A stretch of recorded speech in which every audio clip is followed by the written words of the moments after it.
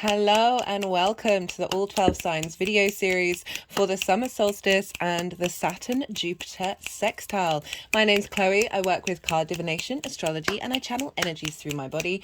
This is independent of my conscious thought, bringing in energies from different dimensions to help clear stuck energy, help us heal, and open portals to help us connect to our soul.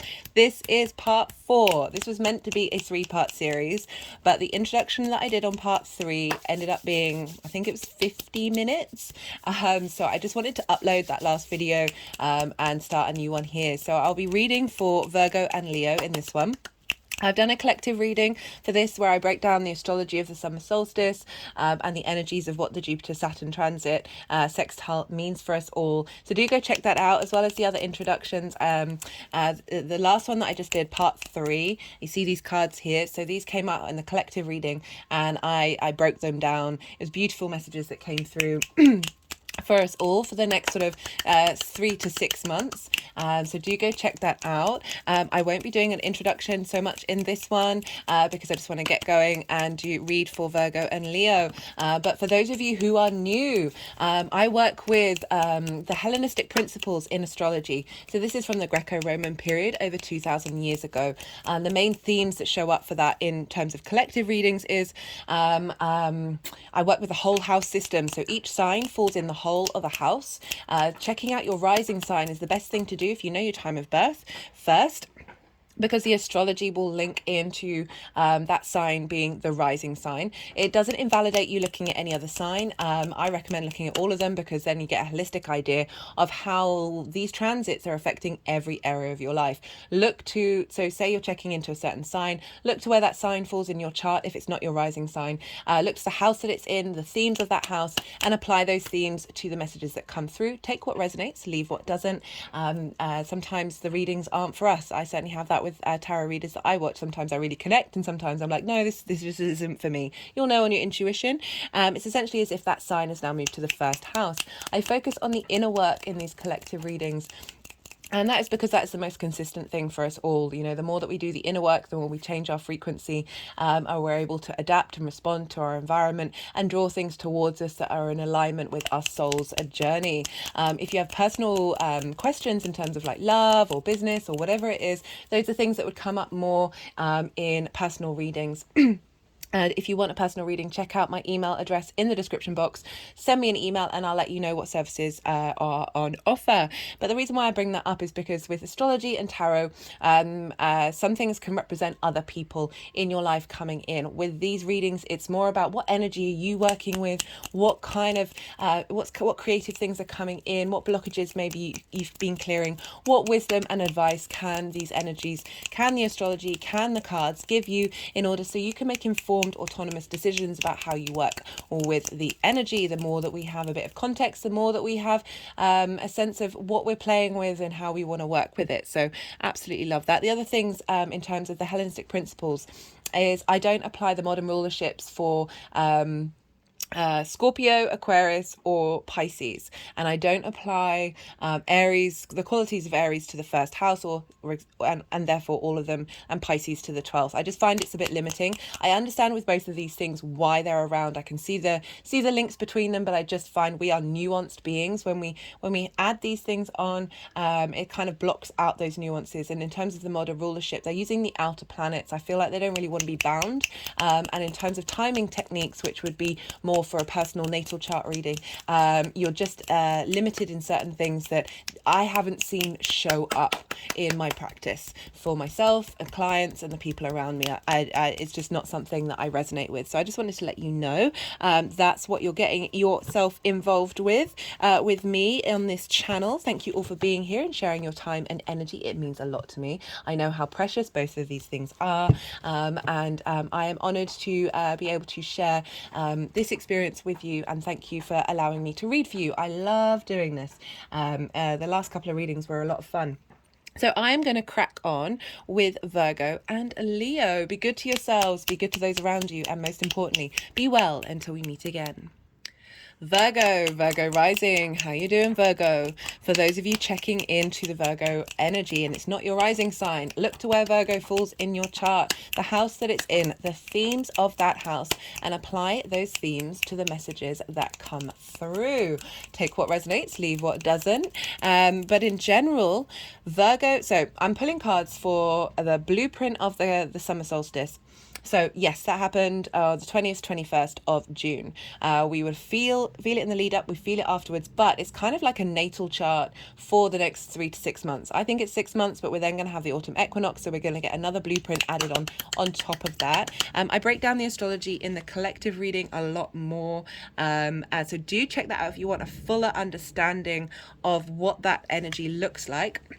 Also, the chart will be up on my community page today, as well as my Instagram. So if you want to look at the chart and see what energies are playing around with one another, you might have your own ideas of how that's going to show up for you. So I'll be pulling cards for the solstice energy and how that's sort of what's being seeded in that framework, and then I'm going to be pulling cards for the Jupiter Saturn sextile, which is the first aspect that they've made with one another since the conjunction in the winter solstice in 2020, when they conjoined in Aquarius, and this was kickstarting a new 200 cycle of where Jupiter and Saturn are going to be conjunct in air signs. We've just come out of a Earth 200-year cycle, so it was a big shift, and now this is the first aspect that they're making. So I'll be talking about these two things and pulling cards and seeing how they relate to your energy. So in general, Cancer energy, where the solstice is, sextiles Virgo energy. That's regardless of whether you have whether you're Virgo rising or not. So a sextile energy is an aspect of Venus. We'll be talking about that sextile later on, because that is what's happening between Saturn and Jupiter. So this is Venus wants to bring in creativity.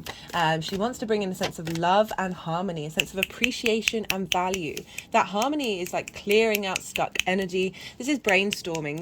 There's a flow of information here. They're both, so with Virgo and Cancer, you're both yin night signs. So this is a sense of being in observation, being receptive, a sense of planning, a sense of cultivation. It's not really direct action of go, go, go, go, go. Water and earth are both bound by gravity. So there's a slowness to this. A slow and steady wins the race. And we've got this earth and water energy, not only for you, Virgo, with the Cancer solstice energy, but also Saturn's in Pisces, Jupiter's in Taurus. So again, we've got water and earth, lots of water and earth here, and they're all working together. So you're going to be in a bit more flow with this than say the day yang signs, because this is already part of your framework, how you embody yourself.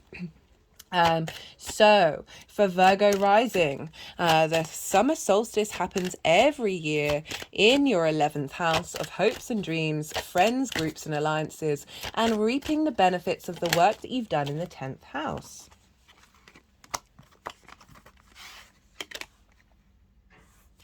And so this happens every year. We get this big vital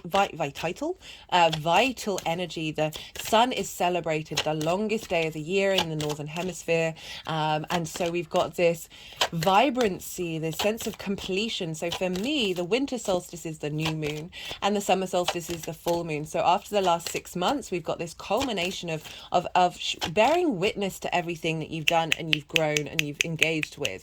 We take a lot of action. It's the reversal in the northern hemisphere, so flip, for those of you watching who are in the southern hemisphere, just flip the terminology around. I am going to start working on, with these solstices and equinoxes videos, of doing both, because I am aware that it's a role reversal of what's going on, but it's still very valid. So we've got this honoring of the sun, honoring of all the actions that we've been taking. I find that with the solstices, we get an acknowledgement of what we've been doing, but also we get hints of the next cycle. We get a sense of clues that are guide points for the next 6 months. So check out around the time of the solstice, see what was coming up for you, see how you felt. As I said, we feel it in the lead up, we feel it afterwards. I talk a lot about this in the collective collective reading in terms of the energy lines, the ley lines and the dragon lines. The energetic grid of the earth gets very potent around the equinoxes and the solstices, and this is extending even longer every year. So we're still feeling that solstice energy, we're still within it. And as I said, this is a blueprint now, a big burst of energetic light coming into your hopes and your dreams. And now this is forming a blueprint for the next 3 to 6 months. Okay, how are we bringing these hopes and dreams into fruition? How are we, having taken a lot of action, now we're in a state of observation of, okay, what worked, what didn't? What do we need to transmute? What are we keeping and getting and expanding and being creative with? Which is why I love that we had this sextile on the 19th of June between Saturn and Jupiter, because it's very creative long-term legacy energy that was feeding into that solstice. Not only that, the new moon in Gemini happened a couple of days before the solstice. That was a fabulous new moon. That collective reading I am going to recommend for a long time, because that had a lot of fundamentals in it linked into how we engage with information, and the sense of control and chaos linked into magic, essentially. Like, how do we find that optimum flow point between these two dynamics that open up paradoxes, that bring in the wonder of the quantum field, like how moving away from limitations and opening into opportunities. And that happened just before the solstice. So we had this fresh new start, instigating a new start of how we engage with information, and then this bam, this solstice boom of how do we feel about that? What makes us feel good? How are we celebrating our existence in this 3D form, as well as acknowledging that we are light beings. We are who we are because of the sun. The chakras are all the colors of light refracted. It's just a wonderful, wonderful time. Even if there might have been some emotional discomforts and emotional difficulties, all of these things. If you check out part 3, I realised just how fast I'm speaking. If you check out part 3, the introduction, that's when I break down these cards, which really highlight the next journey that we're on, that's incorporating the light and the dark, and how we shouldn't shame either of these things and shouldn't prioritize either of them. So 11th house, Virgo, big boost here, hopes and dreams. How we now got the Sun and Mercury moving through Cancer. We've had Mars and Venus do their route of figuring out what desire you have of your hopes and your dreams, how you're motivated to take action with them. And now with the Sun and Mercury, you're getting some clarity, some vision of where that's headed. As well as perhaps talking more about that, like collecting information that's helping facilitate that. Also hopes, groups and alliances. So perhaps again reaping the benefits from your 10th house of things that you may have instigated and now sort of coming into the forefront, where you're like, oh, I can see not necessarily the end result, but I can certainly see a movement of consequences, of cause and effect from the work that you've been doing now beginning to show up. People in your life from big groups and big friends, having some more desire to work with that energy.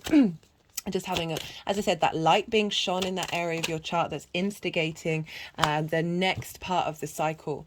One of the things that I really liked about the summer solstice chart is that the moon was in Leo, so the sun was in Cancer, which is ruled by the moon, and the moon was in Leo, which is ruled by the sun. So this is what's called mutual reception. So we had our intuition, our unconscious drives, how we need to be nourished, and what our needs are, how we nourish other people, is in the sign of the sun. And the sun, our clarity, our vision, our animation, our conscious thought, is in the sign of the moon. So they're sharing resources. They're essentially our unconscious and conscious spaces are in union, in lockstep with one another, of how we're going to bring these things into fruition over the next 6 months. There's a sense of balance here of your moon in the heart space, and the clarity of how we connect to our emotional body.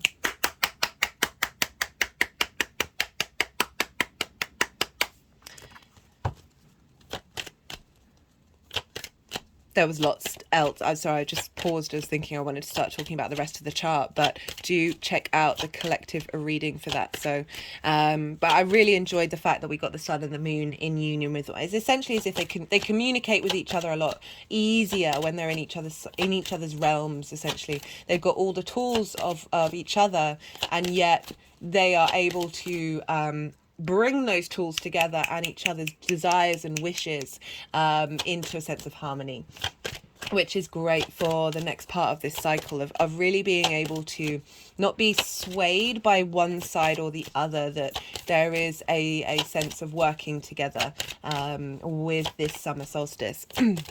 And so, you know, as I said, every year you're getting a boost here. You're getting a sense of vitality coming in, of how you instigate your hopes and your dreams. You know, we just came off the bat of a mutable new moon of adaptability, and now we're instigating on an emotional level of what gives us a sense of emotional security, as well as a huge boost to our intuition within the sign of Cancer, of really being able to feel out very quickly how we want to manifest these hopes and dreams, like getting a bit more inspiration and being able to instigate them, that is going to facilitate the next 6 months. We also have the Saturn Jupiter sextile. As I said, this is the first aspect that they're making since they conjoined in an air sign in December 2020 on the winter solstice. So we've got this beautiful sextile. It's happening it happened on the 19th exactly. We've been feeling it for ages. We're going to be working with this energy until Jupiter leaves Taurus, because by sign these two planets are sextiling each other. And this is brainstorming. This is creative energy. You know, I talked about the sextile at the beginning. This is finding harmony between different ideas. So Pisces and Taurus, they're both yin night signs, as I said. So they've got something in common they know how to work with, but it's not like they're the same element or the same modality. It's more of a fundamental of how that operates, but they're coming at it from different spaces. You know, Taurus is fixed earth, Pisces is mutable water. So how are we feeling in our physical body with that wisdom, and how are we able to shift and change in terms of our integrity and our sense of responsibility? I recommend checking out lots of videos, but the Saturn transit video, the Jupiter transit video, and the Venus transit video, because Saturn is in Pisces, ruled by Jupiter. Jupiter is in Taurus, ruled by Venus, and Venus is heading for is in a 4-month cycle with in Leo, where she's going to retrograde, and she hasn't retrograded in Leo since 8 years ago. So this is instigating another big cycle. Jupiter and Saturn are long-term cycle planets. They're long-term thinking planets. They are the last visible planets to the human eye. They are more sort of social, not necessarily social, but sort of linked in more into how, right? So if you think of the long-term plans, they're not like immediate gratification. And the more that we understand our long-term plans, or at least contemplate them without fixing them, the more we're in alignment with ourselves and take action based on that, the more that impacts the community. So it is a social dynamic, but there's sort of these big outward planets that are they're instigating this aspect that is going to be for a long time, but it's facilitating an even longer cycle until when Saturn and Jupiter reconjoin in 20 years time. And very interestingly, so they conjoined in Aquarius, which is when we have a conjunction, we get a sort of a burst of the possibilities. And then the sextile is, hey, now we've been working with this energy for a while. How are we going to brainstorm? How are we going to get creative? How are we going to find some harmony with everything that's been coming up? How do we find some appreciation and value? But sort of very, very, there's a free-flowing energy. Sextiles are a soft aspect. Conjunctions, squares, and oppositions are hard aspects. These tend to show up quite loudly. Sextiles and trines, there's a flow, there's an ease. You're not having to work so hard for them, and they're bringing they're bringing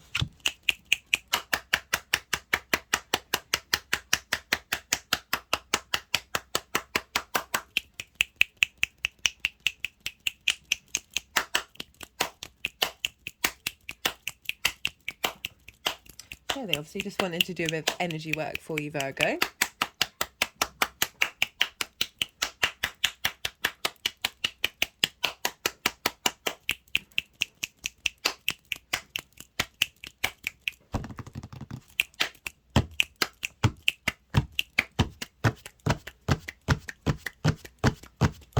Do bear with me. I try and not speak so much when there's clapping and clicking going on.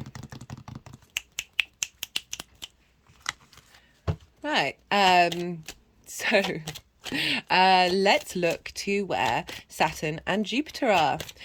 So Saturn is over in Pisces, which for you Virgo rising, this, well, in general, regardless of whether you're Virgo rising, this is opposite your Virgo energy. For Virgo risings, this is in the 7th house of intimate relationships, business partners, clients, one-to-one relationships, friendships, romantic relationships. Saturn moving through here is usually giving you a sense of understanding what it is that you need from those relationships in the long term in terms of your legacy, shaking down foundations that haven't served you, and helping you rebuild that. So as I said, I recommend checking out the Saturn, Jupiter and Venus transits. They're all in playlists because that will give you a bigger understanding of what this long-term energy is from each different space of each of those from the energies of what they are in particular to each of these planets. So this is a sort of a combination of all of that.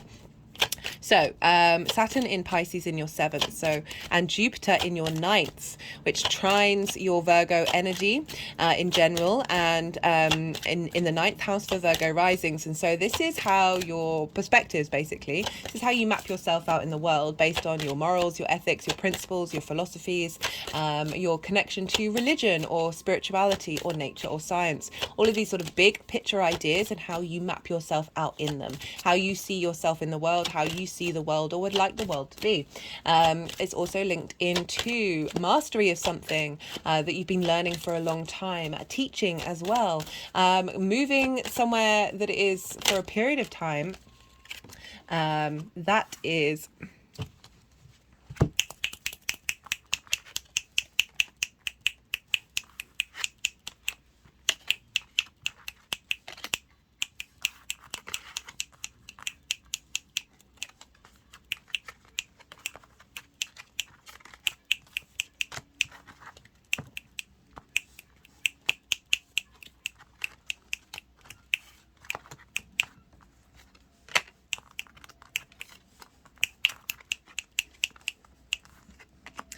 definitely being interesting with you, Virgo. I could zoom out. I mean, you can't see what the chaos that's going on. Sorry, sometimes it's difficult for me to channel, think and talk at the same time. So when they're doing things like this, my brain just goes zzz. Yeah, so the 9th house is where you're mastering something. What was I saying? Yeah, moving to somewhere for a longish period of time that is alien to you, that isn't familiar to you. It's often linked into long distance travel or foreign travel. But for me, it's not limited to that. It's just you moving to a different environment that helps give you a different perspective. It's the same with the teaching and the learning. Like, it's all about learning perspectives and sharing perspectives.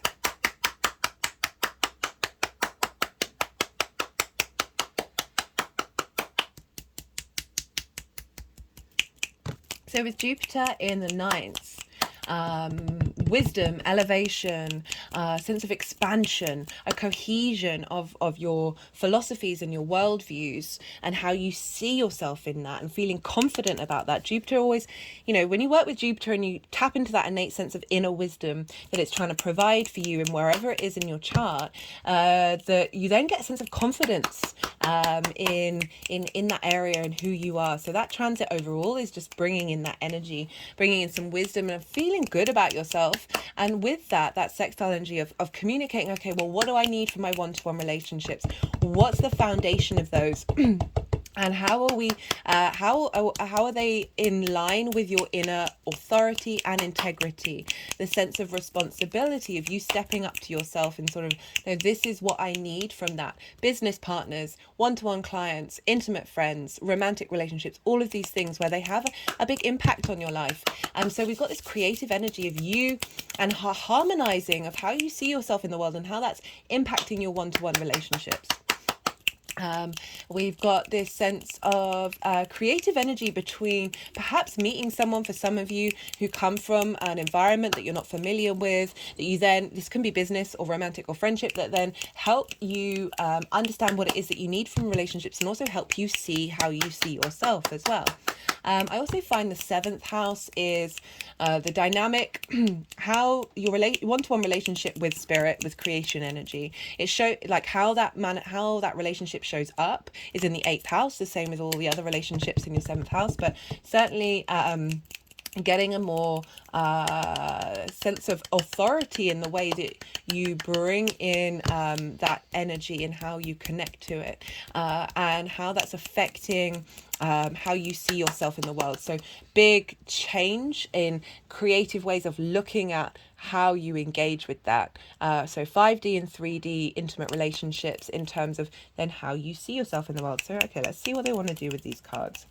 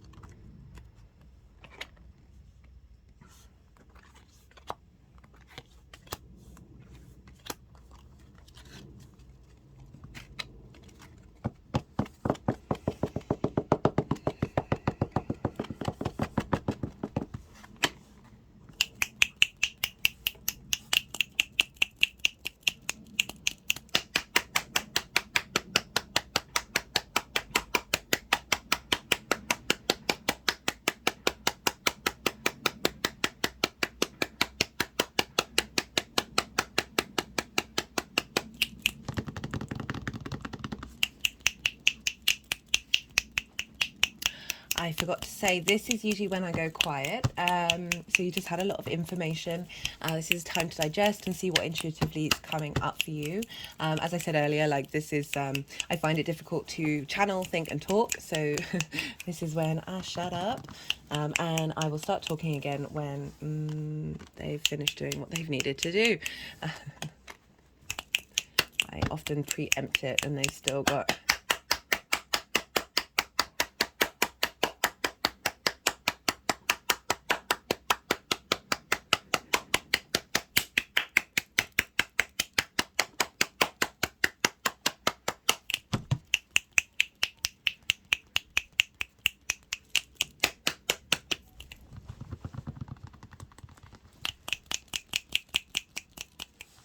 Okay, so the solstice energy, it's pretty powerful, 2 3s.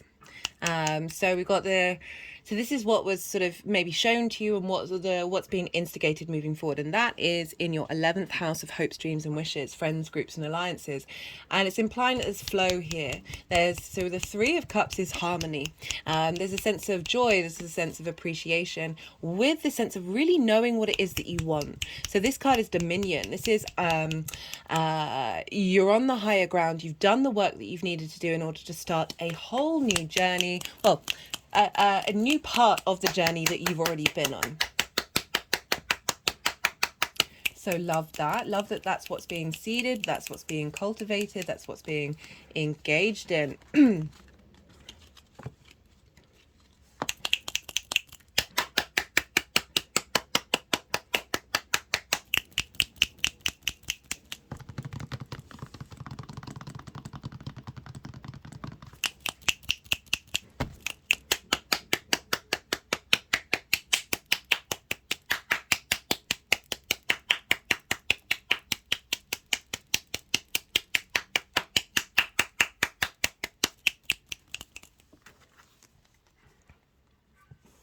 Okay, so these wanted to be in 2 separate piles.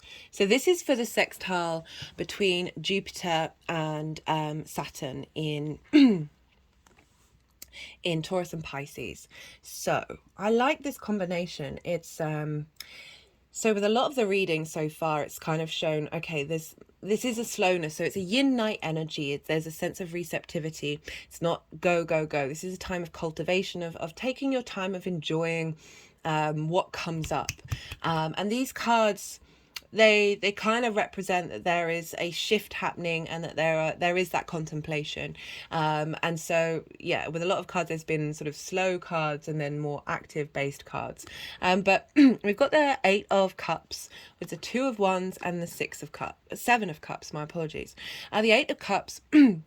This is about going on a journey. This is about changing perspective, leaving habits that are comfortable, going off and climbing a mountain. So it's making me think about the 9th and the 7th house for you, Virgo rising. So Jupiter in the 9th is about this card, is about, hey, what is serving you? How do we get that higher perspective? How do you get that innate wisdom and that innate knowledge? Mountains always represent that higher perspective. The eight of Cups is like, it's either leaving a comfortable environment that from the outside looks comfortable, but you are in pain in that space. It's suffocating rather than liberating. But mainly I read this card as the habits that we have, the limiting beliefs, the trauma responses that we have. They are comfortable for us because that is part of our ingrained unconscious space.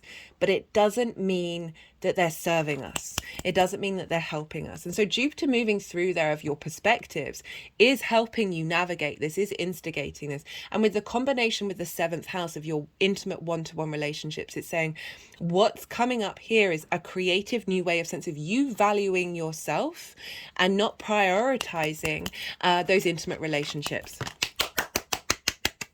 And we all do it. We all do it in one way or another. It's a very, very human thing.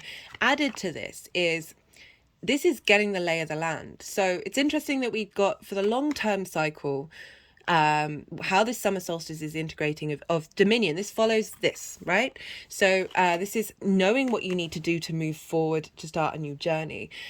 But this sextile is saying, get the lay of the land, get creative. You can still have an idea of this, but there is obviously there's dynamics that you need to sit with. Yin night signs, meditation, being in nature, allowing the stillness to provide you answers. So this figure, long-term manifestation, because they are getting the lay of the land in order to then go off on that new journey. And they've got the world in their hand, this desire to shift realities, to shift, this is clearly saying that there is a fundamental shift that is coming about. I love that this is crowning it. So this is choice. This card gets a bad rep. I love it. This is enjoying that creative process, enjoying the possibilities, exploring them, not being limited by them, the darkness and the light. We've got all sorts of representations here of thinking in ways that you may not have contemplated, or allowing yourself to have hopes and dreams as well. So we're tying that back into the solstice energy of through this navigation, which may take time and may feel like frustrating, but I'm asking you with these cards, don't get frustrated. Enjoy the journey, enjoy this new development of self, this harmonizing of self that's coming in between Saturn and Jupiter for you in the long term, that's allowing to open up to possibilities.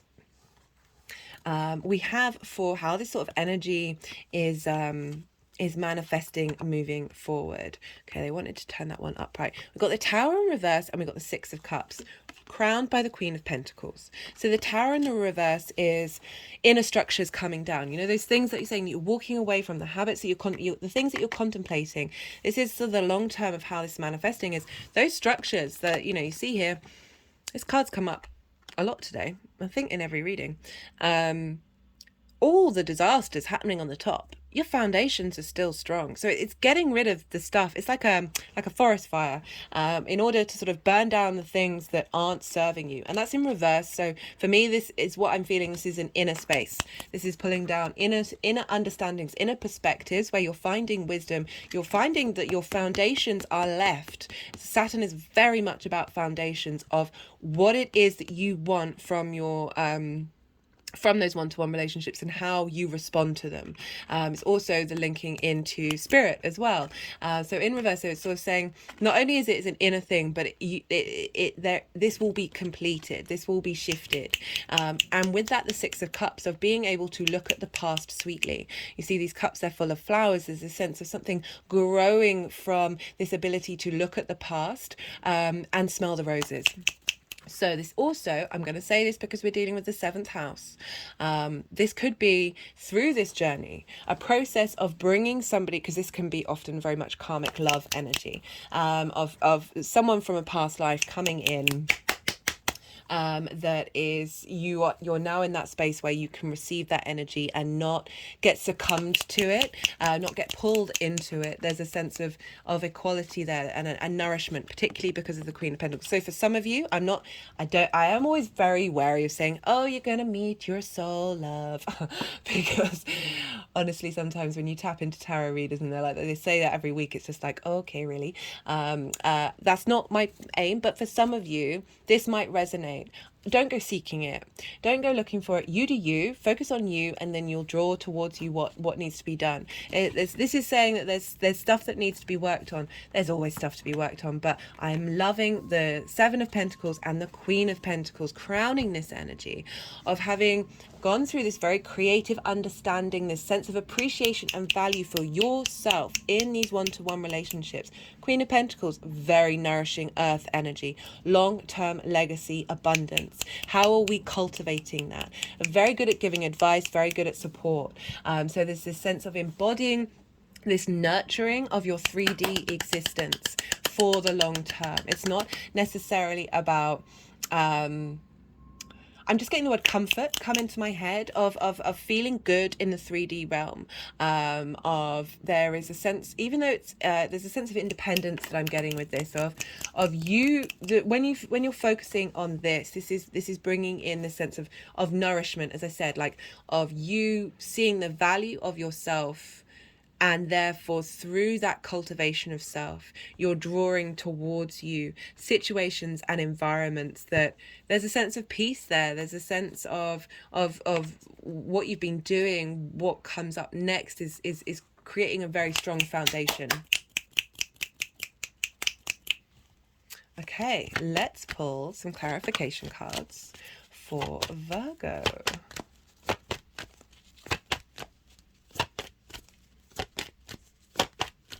Yeah, I'm just thinking this combination of, we can feel so much resentment, we can feel so much bitterness, so much pain linked into intimate relationships, business partners who like, no, I don't want to work with you anymore, friendships who you don't seem you're getting what you need from them, or romantic relationships that haven't worked out. This combination of the 6 of Cups and the Queen of Pentacles is really saying the ability to be at peace with your past, and be able to move through to in a space of nourishment is just so lovely, especially for Virgo, like very Virgo and energy of Virgo's very good at giving advice, and this is saying that through this dynamic between Saturn and Jupiter of your innate inner wisdom, the sense of expansion of self, giving you strong foundations and your own sense of authority. She's a queen after all. She has authority. She may not wield it in a dramatic way, but she's able to exhibit her power and her strength through being at peace with the past, of moving past, and that's so hard to do, even when we think we've done it. Like, things can crop up and we're just like, oh, that's reminded me of that, or that's reminded, like this. There's I'm really enjoying this combination of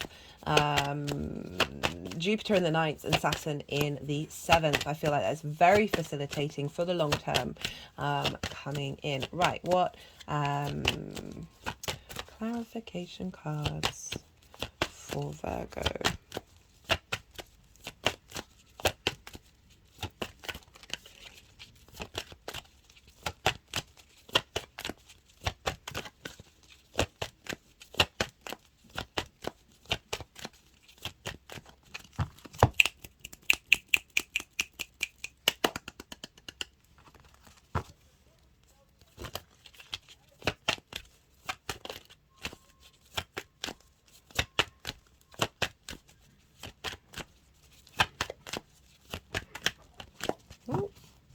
Wait, nothing's coming out from that one, so I'm going to try the First Light Tarot and we'll come back to it. See what wants to come out for Virgo. Oh, attraction, manifestation, cultivating that energy, fantasies and dreams, the nourishment of those dreams.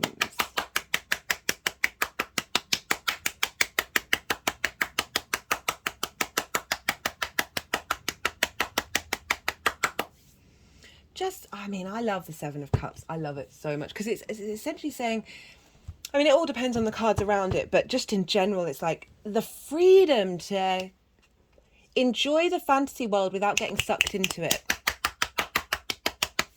It's not without any expectations, and just the pure playfulness of that energy. You know, you got the playfulness of the Six of Cups as well, that sort of being able to see things in a perspective that isn't holding you back. There's a lightness to it, even though we're dealing with yin, with earth and water here, which is bound by gravity, so there is a heaviness. I do feel that there's just this this ability to what are the words that I'm trying to say that I haven't already said before?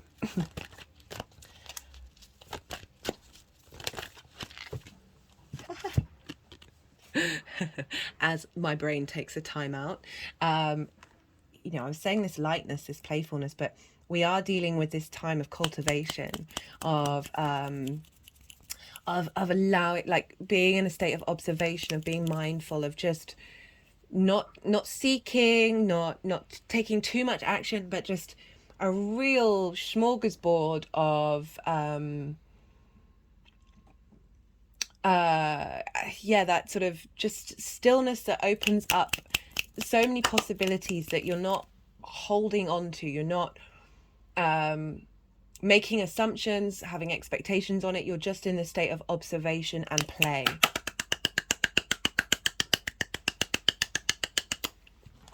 You know, the Queen of Pentacles, very nourishing of dreams, very nourishing of dreams. Right, I'm going to get one more card from the numerology. Like, she wants this to manifest in your 3D realm. She wants to support. And also, she should be supported as well, you know? Goes both ways. Right, final card.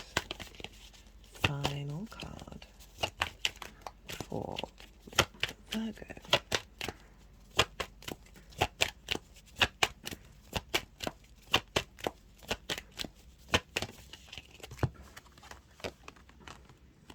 Okay, I was like, maybe, in my head I was like, maybe they don't want any more cards, and they were like, yeah, let's go pick these ones up. Time out, attraction, manifestation. Yeah, be still, be quiet, be playful, be soft, allow the stillness to come in. Allow, if you've got a busy life, give yourself a couple of moments wherever you can, connecting to something that feels good to you, your physical senses, that you can connect to on an emotional level as well. Get out in nature, all of these kind of things. Just slower breath work, always a longer out breath than in breath, just really regulating your parasympathetic nervous system. And that is when the magic's going to come in, guys. Right, Virgo, love yourself, love those around you, and most importantly, be well until we meet again. Leo rising. How you doing, Leo? For those of you just tapping into the Leo energy, look to where Leo falls in your chart, the house that it falls in, themes of that house, and apply those themes to the messages that come through. Take what resonates, leave what doesn't. It's as if that Leo energy has now moved to the first house. I will be pulling cards for the blueprint of the summer solstice over the next 3 to 6 months, of how that's going to be integrating, as well as the energies of the Sun, Saturn, Sextile Jupiter. And so this is also a longer term cycle. So we're just seeing what's coming up, what we're working with, what sort of manifesting moving forward. So this, for the first part, Cancer in general, Cancer and Leo are what's called inverted. So they're right next door to one another. And this means they don't traditionally have a line of sight in terms of communication. They don't have one of the traditional aspects of conjunction, sextile, square, trine, opposition. But the inversion, so it's like, imagine two people sitting next to each other and they're both facing forward. They're not looking at each other, they can't see each other, but you know somebody's sitting next to you. You can feel it. It's that sort of osmosis, very subtle bodied energy. It's tapping into your quarks and your subquarks and the atoms in your body, that energy transfer from one to the other, but without it necessarily being very loud and showing up very prominently. But it doesn't invalidate the importance of this energy at all. This is it's a more an integrated subtle energy that's happening for the solstice. So every year, for Leo risings, and Leos in general, the solstice happens next door to you, and for Leo rising, this is the hidden house. This is the house of mysteries. This can be a very difficult house. This is because this is where all the sort of constructs of who you are hidden. Your trauma responses, your limiting beliefs, your unconscious space. It's also underneath all of that is your soul. So the 12th house is linked into depression, loss and grief, a sense of needing to retreat, to be in isolation, and so that's why it can be quite difficult. You can feel quite heavy with the 12th house transit, of just not wanting to be seen,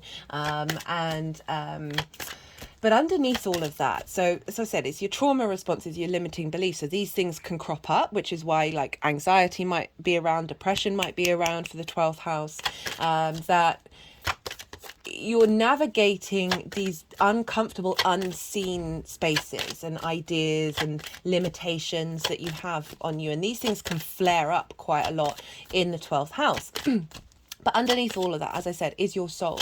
So it's also the house of magic, the house of the occult, the hidden magic. The 12th and the 8th are really powerful in terms of that.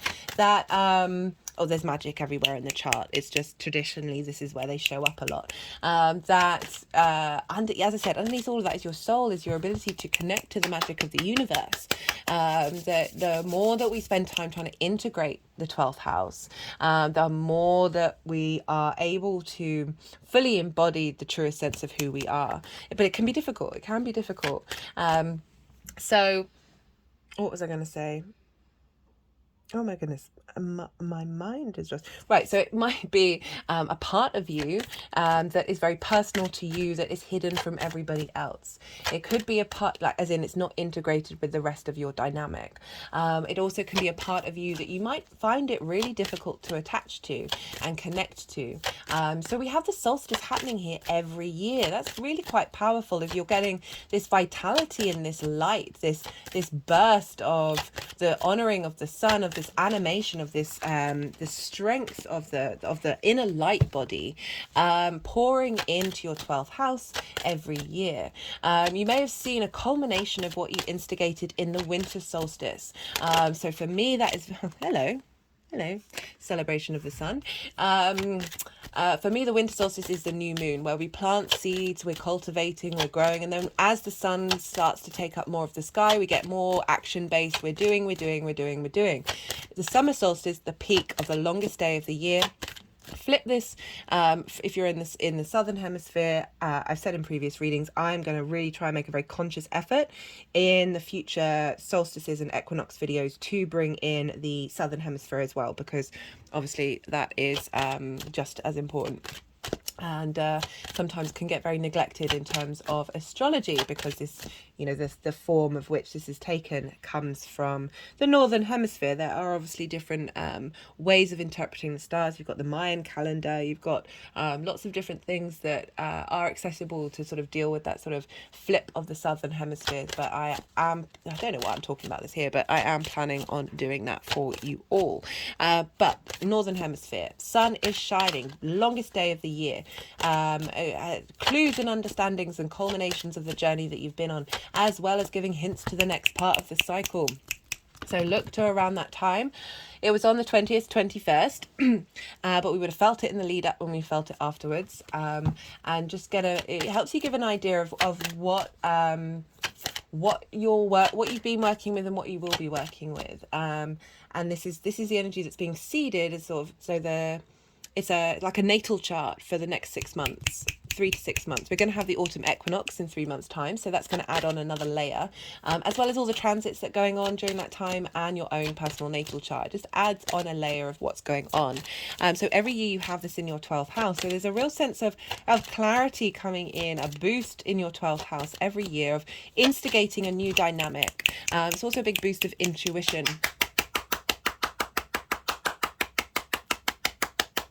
Just in general, but particularly with the 12th house of that, Cancer is ruled by the moon, and you have that as a hidden thing. So it might be that each year you're revealing the strengths of your intuition. That takes time. These things are hidden, so we've got to go into the labyrinth really with the 12th house.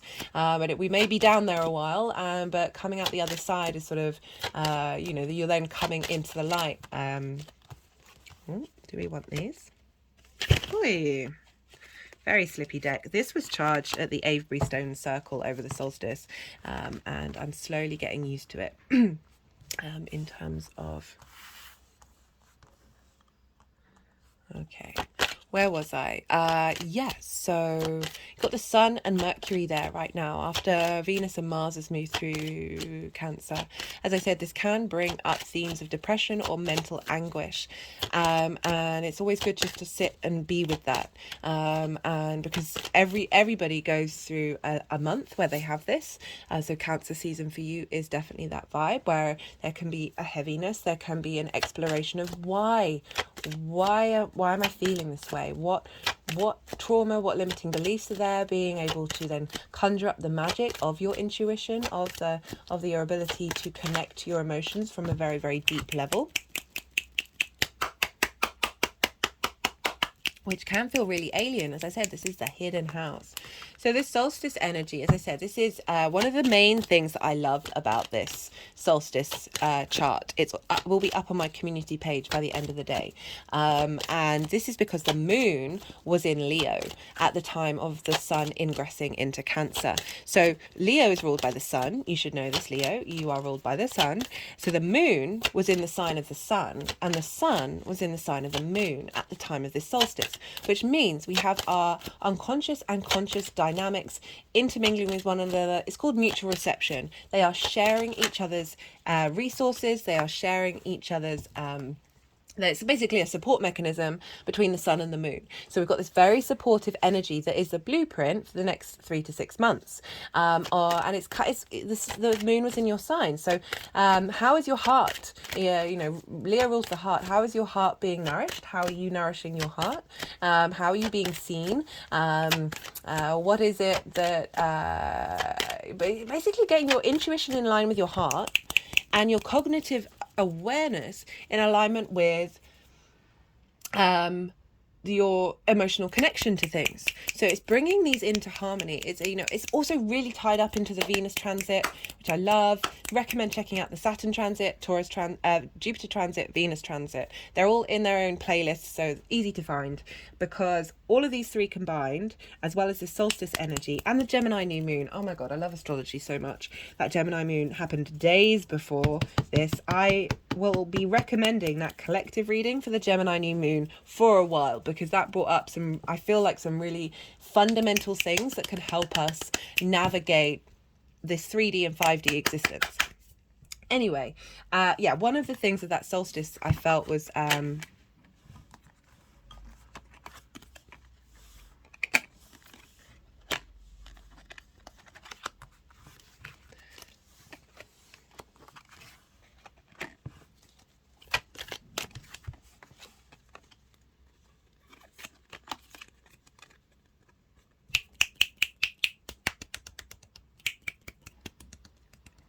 just tapping over my third eye.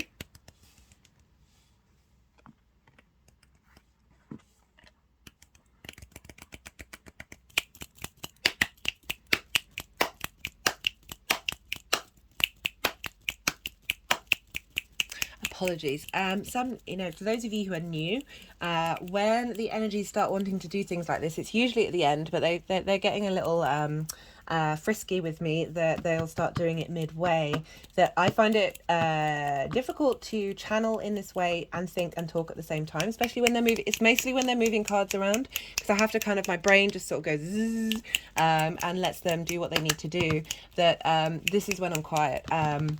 So do bear with me when this is happening. I do try and stop the energies from and just carrying on with the reading, but the energy gets so strong in my body that no cards are coming out. I can't even shuffle the cards, so I've got to let this come out and do what it needs to do. But usually this happens at the end. Not today. Right, where was I? What on earth was I talking about? Right, so I was talking about all those transits. So the sun and the moon conjoined at this summer solstice of being in harmony with our intuition, harmony with our cognitive mind, our conscious space, our unconscious space for the next 6 months, and developing and being able to have our heart space nourished. And that's why I said I was bringing in the Venus transit, because Venus is retrograding in Leo. Leos, if you haven't watched the Venus transit video, go watch it. This happens every 8 years. This is starting a huge 8-year cycle, as well as the Saturn transit and the Jupiter transit, because that will break down the main themes of those two planets in the signs that they're in, that you can then combine with the sextile that I'm about to talk to, which is instigating long-term transits. So we've got a lot of big change happening that is building, is instigating. It's not like, ta-da, this is the end result. This is, how are we cultivating? How are we drawing things inwards? All of these energies are yin night in nature. So as a yang day sign, as Leo, it's more like go, go, go, do, do, do. This is more receptive. This is a cultivation, being in a state of observation before jumping into something. So all of these energies are in yin night signs. I apologize if you can hear construction work. I can't close one of my windows because there is a huge spider's web that is home to a spider at the moment, and so I'm not prepared to destroy that home. But so you just have to put up with some construction. But what was I saying? Yeah, so these are all very yin night signs, very receptive. So this is really asking everybody, like across the board, all the collective readings, all the readings for the signs, of saying like, this is taking your time, enjoy it, slow down, be mindful, take some meditation, be out in nature, allow things to come towards you. Don't try and force the situation. Enjoy the ride at the moment. Try and find some fun and some joy. And so, right, let's move on to Saturn and Jupiter. So, Saturn in Pisces is over in your 8th house. 8th house is about transformation, but it's about other people's resources. This is the give and take between you and the outside world. Time, money, things, passions, intimacies, ideas, all of these things. That it's also the dynamic in which your one-to-one relationships show up. Like, how does that show up? Like, how the give and take between you and that. It's also the sort of how your relationship with spirit shows up as well. So it's cosmic inheritance as well as 3D inheritance. It's often linked into taxes, mortgages, car loans, all of those things, or just general inheritance coming in. Having a sense of understanding of what this dynamic looks like, and Saturn moving through there is, there can be some boundarylessness of having Pisces in the 8th house, of the give and takes, the giving, or like with the 8th house, it's sometimes we give too much, sometimes we take too much, and it's all about bringing that into balance. And Saturn moving through there is giving you a sense of authority, shaking up foundations that haven't worked for you in terms of those structures, your idea of how you look at your relationship with the outside world, and helping you find inner authority and inner integrity, and giving you strong foundations for the long term of how you then engage with it in the future. And we've got that with a sextile with Jupiter over in your 10th house. So this Jupiter's squaring your Leo energy, and we've got this sextile between Saturn and Jupiter. As I said, this is the first aspect that they're making since the winter solstice. I may or may not have said that actually, because I've been doing a lot of these reading, so sometimes I forget whether I've said it. Anyway, I think I said it in many of the introductions. The Saturn and Jupiter conjoined at the winter solstice 2020 in the sign of Aquarius. This marked a new 200-year cycle of whenever Saturn and Jupiter conjunct one another. This is happening in an air sign. We've just come out of a 200-year earth sign. And so we've got since that conjunction, which may have shown up in your life of just saying, hey, here are some things that are going to be manifesting over the next 20 years, essentially, if we're thinking really long term, because that's the next time they're going to conjoin. But here's what we're seeding at that time. And it may have shown up quite loudly that now we've got this sextile. So this is the first aspect that they're making with one another in earth and water. So we've gone from these universal truth ideas of what it is that we truly want. And now how are we giving structure and emotional connection to these things in a creative way? And that's the 10th house and the 8th house for you. So you've got your life purpose, career and reputation in the 10th house, and everything that I said about the 8th is that give and take between you and the outside world.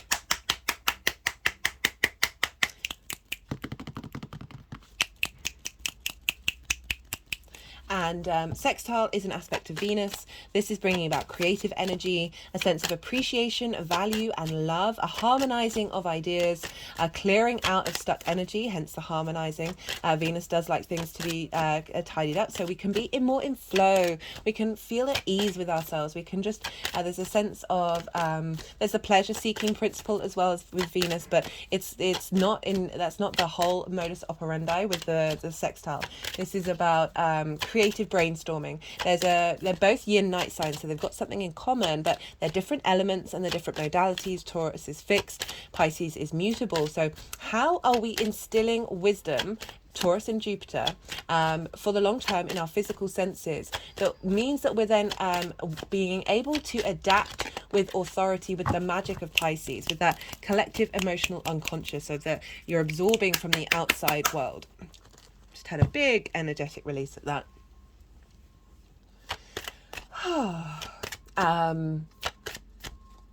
And getting a sense of value and appreciation from your life purpose with the outside world as well. I could see that going both ways, being supported by the outside world in the long term, that's facilitating your life purpose, your career. Jupiter moving through the 10th, as I said, check out that Jupiter transit, finding the wisdom in what it is that you're doing and where you want to be headed. And with Saturn of, sorry, I just had to pause for a second. Yes, so figuring out, because sometimes with Saturn moving through the 8th, it can be a sort of limitations of the resources of the outside world, and you having to go inward and figuring out what your internal resources are that you can give to yourself.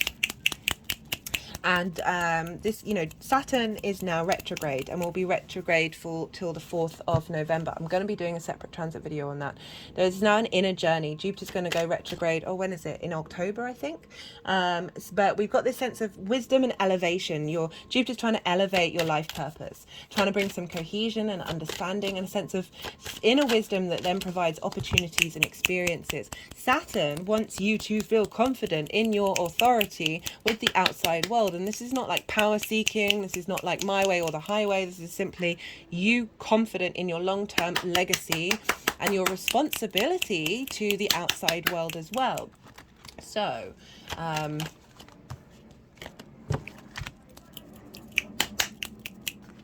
a very itchy nose. I don't know what that's about.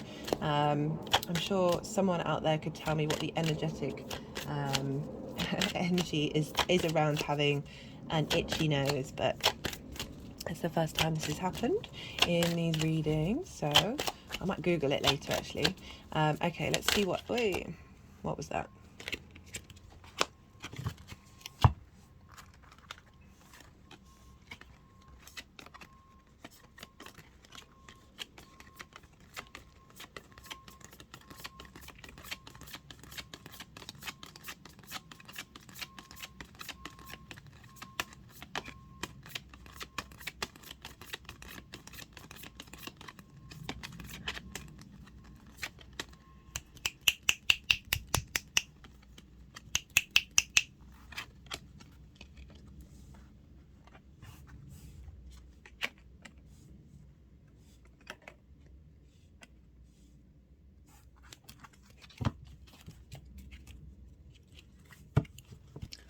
Okay, I'm just going to pull a couple more, see if any more cards want to come out for you. So the 8th house is in conjunct your Leo energy. So it can be frustrating. It can be difficult. It can just be a little bit, you don't have anything common traditionally. That trying to connect those two, as I said, can be a bit awkward.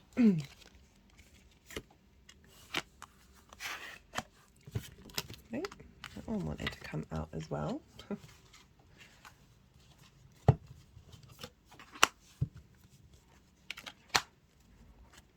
Be careful. Oh my goodness. Sometimes they're like, let's have the whole deck, because I like to tell stories, you see, and context. Well, probably because that's the way that I do.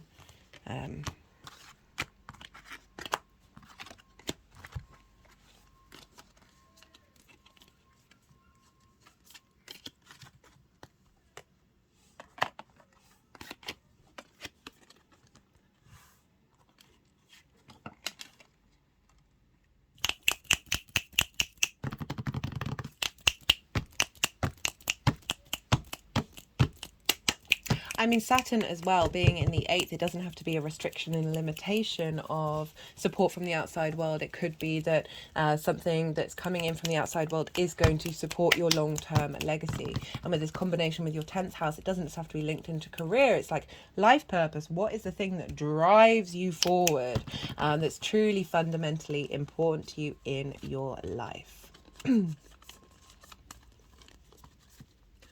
Okay, so this is the solstice. Solstice energy. Got the 4 of Cups, the Sun card, and the 3 of Cups. So pretty cool energy for the solstice. So we're dealing with the 12th house. We're also dealing with a completion of a certain level since the winter solstice. And this is just screaming, letting go of resentment, letting go of frustration that you don't have what you need. And by doing so, the vitality of the sun and the joy of it is coming in, and then bringing about a sense of harmony, bringing a sense of the thing that you're seeking through letting that go, is coming into fruition and being like, hey, I'm going to show up on your doorstep. You know, as I said, the solstice is very much like showing you where you've been, what you've been working through. So it's kind of saying, okay, so let me explain what this card is. Upright. Comparison is the thief of joy. So looking outward, and seeing that there's things out of reach that other people may have that you don't have, and therefore you feel lacking, right? When you compare your life to other people's, that you think they have things that you want, you then feel bad about yourself. So it's stealing your joy. This card is always saying, hey, you've got the Ace of Cups within you. That's coming towards you. Stop being, I mean, look how defensive this person is. They're like, I'm not moving. I'm not changing my mind. I'm enjoying feeling like this, and I'm not going to let it go. In reverse, this is about obviously having done the work to let that go, to take steps. I mean, this stuff, it always still lingers around, but okay, my hand just clicked over my heart chakra.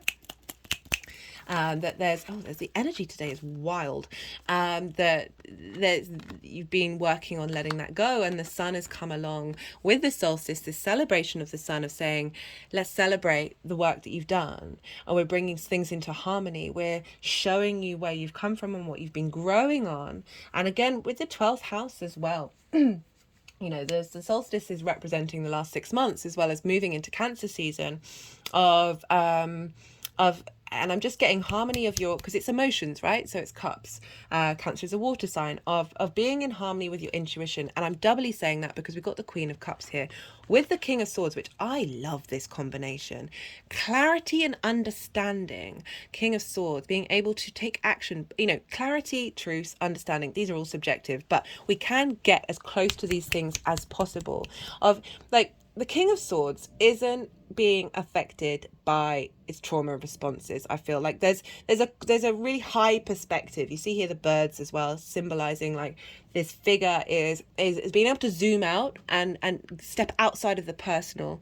It's not that the personal doesn't have its weight to it, which is why I love it's with the Queen of Cups.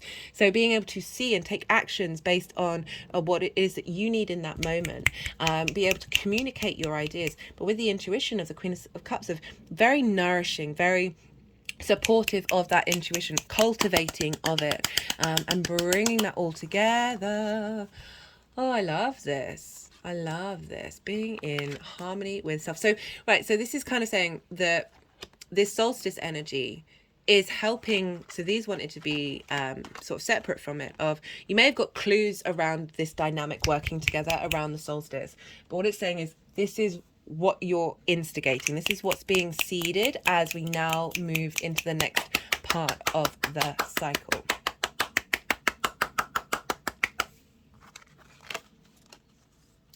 Okay.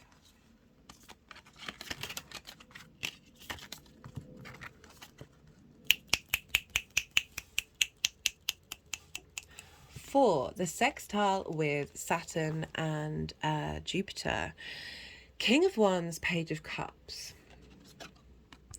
with the Nine of Cups wanting to go right here. Now the Nine, I just want to preface what the Nine of Cups means for me. Yes, it is the wish fulfillment card. Yes, it is the genie in the bottle.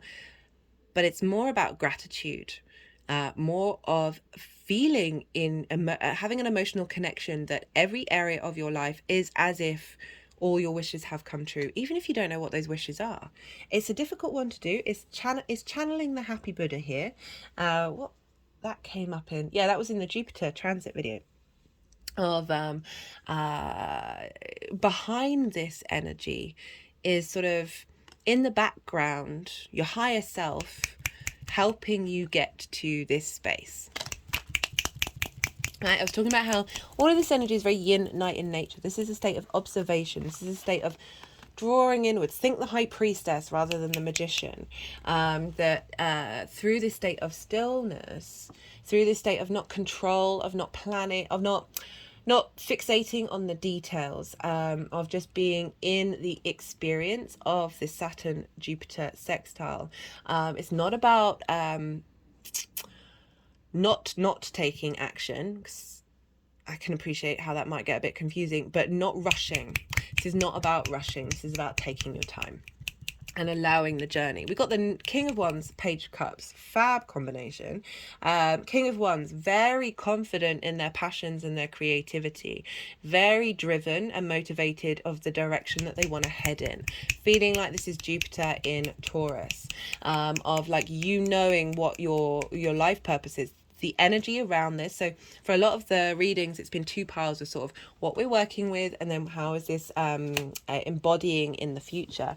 That this is Jupiter helping provide the sensible inner authority of this spark of your life purpose, of what really moves you moving forward, and being able to understand the actions that you need to take when you need to take them, of being confident in being able to take action. It doesn't, I'm not saying the whole time don't take any action, just there's a sense of mindfulness. And combining that with the Page of Cups, this is imagination, this is creativity. The pages are like, they've just got a hold of this thing. They want to share it. It's like, it's very youthful energy. Like, imagine discovering something for the first time and you just want to tell everybody about it. You're so excited. There's a lack of jadedness with the pages. The sense of apprenticeship as well, of exploring your intuition. We just got the cards from this one. It's like very much like your intuition's being cultivated at this time. This is imagination, intuition, and creativity, and having fun with it. So having fun with, thinking of Saturn in Pisces, of opportunities and possibilities of you learning your inner authority when it comes to engaging with that Pisces energy of your give and take between you and creation energy. This is very much creation, the spark of creation, that creative energy with the imagination. Right, so with this ability to find outlets and opportunities to explore and play and have fun while still cultivating your inner authority. Every day is a school day. We can be both the teacher and the student at the same time. And I feel like Saturn is really helping you engage from a space that, you know, may have I was going to say a sense of boundaries, but boundaries in Pisces can be really helpful, of just, you know, like points in the ocean where you can still float around, but you can see them, and you know, like you can go somewhere to hold on to something without getting swept into the ocean.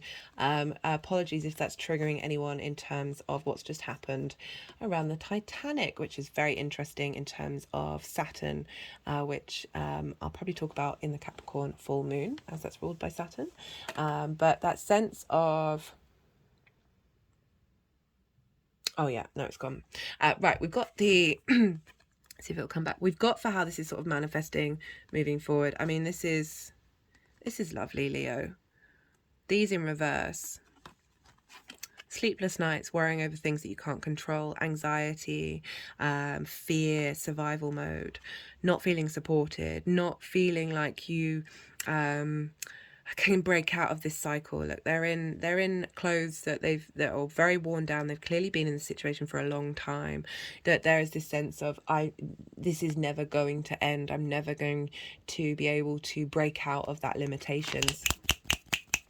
Especially with the 10th house and the 8th house of being supported by the outside world and not feeling supported, and because of that feeling anxious of like, where am I headed, what am I doing, how am I doing any of it? This feels like a lot, and this is in reverse. This is saying, right, Saturn and Jupiter helping clear that out. You're getting some innate wisdom and a sense of authority and command. With that 8th house, I'm always focus on, do you need that from the outside world? What can you do for yourself that will then cultivate that space of give and take within yourself, right? So allowing yourself to take up time, allowing yourself to prioritize yourself, as well as giving to others. Like there's that fine balance where we're not reliant on the outside world. I think this is my Aquarius moon talking quite loudly. It's just like, you do you.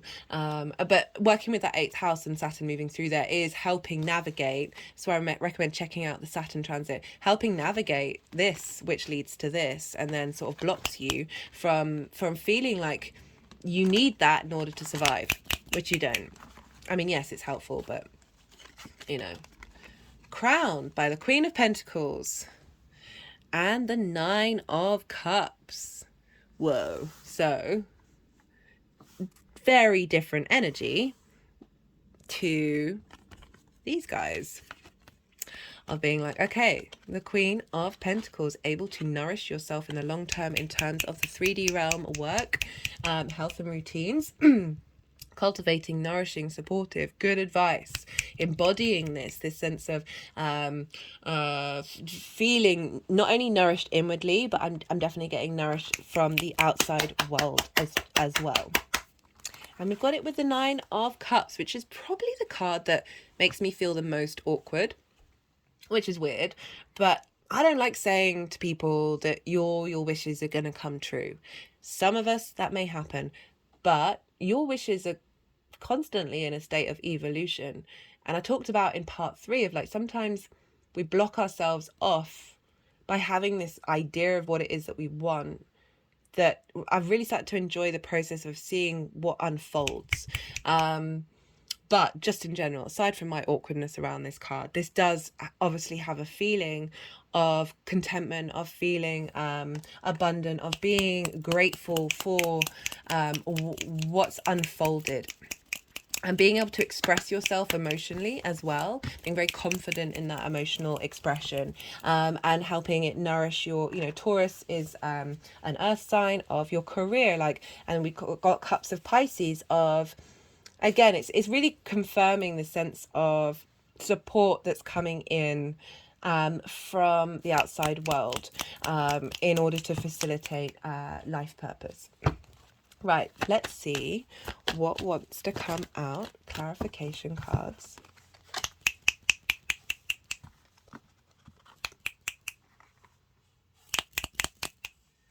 Oh, lots of cups energy for you, Leo.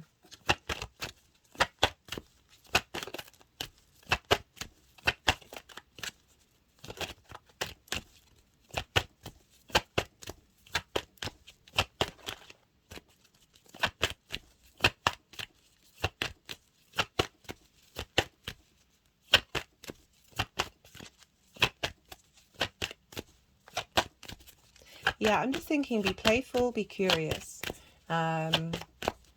experiment, trust in your intuition, but don't necessarily expect it to always be right. Cultivate that. I'm just looking at the Page of Cups along with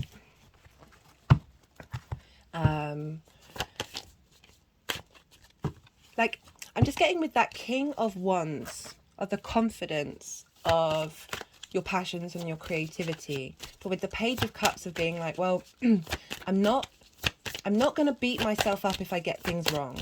I'm not going to get frustrated and feel like all my plans are falling apart because I've experimented and it hasn't necessarily worked out the way that I want it to. That I'm free to explore my own inner creativity without pressures. It's got the Future card. Let's see what wants to go with that.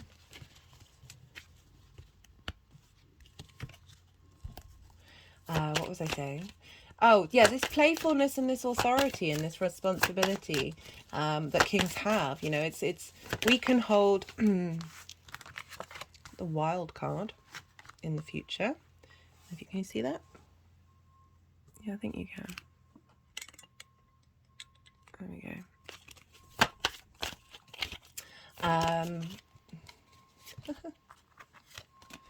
The Empress just flicked out.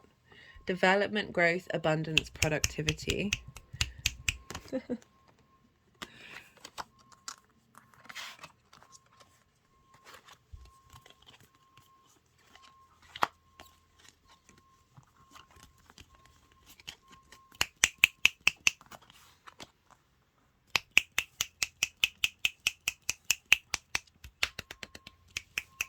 Yeah, it's really highlighting the play and the intuition in this reading.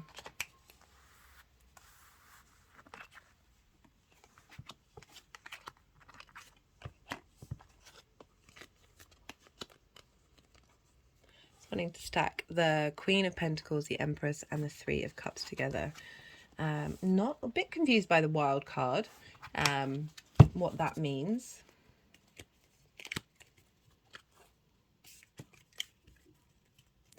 Let's pull a card from the numerology deck. Well, that just came flying out. You saw how they weren't coming out at all before, and then bam, manifestation. Yeah, okay, so what's that Wild card about? Tell me about that Wild card.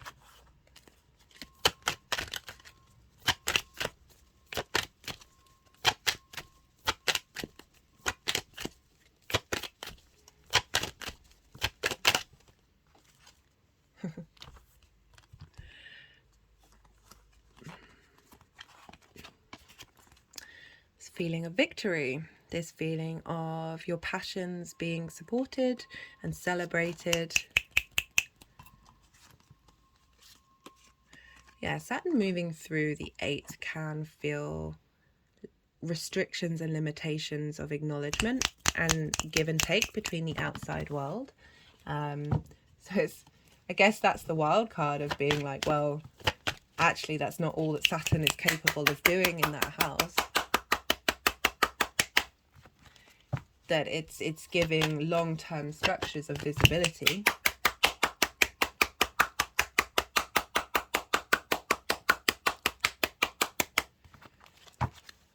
Okay, final card. Final card for Leo.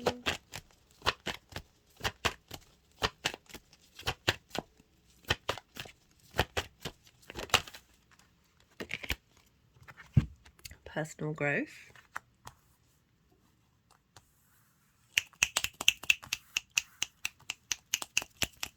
You know, I talked at the beginning of like, this is a difficult one to shift, and it can sometimes rear its head up.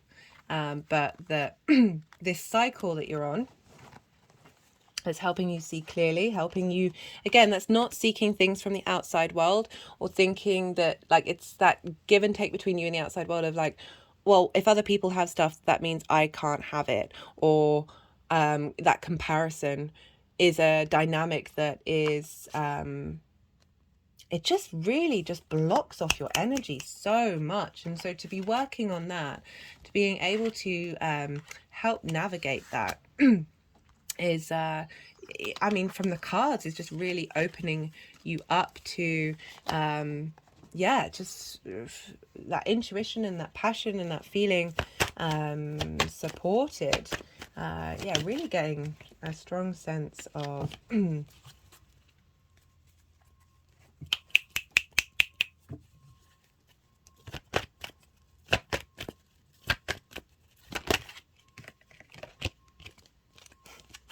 okay, so this card, I cut the deck and then I put it back, and then it just wanted to come out again. Yeah, be yourself. I mean, everyone always says that, right? But in terms of your life purpose, already carry on doing the work that you've been doing here. So this is not about comparison. This is about you. The more that you embody yourself with confidence, with grace, the more the universe opens up. It's a really difficult one to navigate because we are so in tune with codependency, tribalism, all of those things that we seem to think. We get immersed energetically, those who are sensitive, like even those who aren't sensitive to it, but it's still happening to them, that there's this sense of cloudedness of what is yours and what is the outside world's. Plane just taking off there. Yeah, love this. Okay, I'm going to leave it at that, Leo, because I could keep on going for ages. Love yourself, love those around you, Leo, and most importantly, be well until we meet again.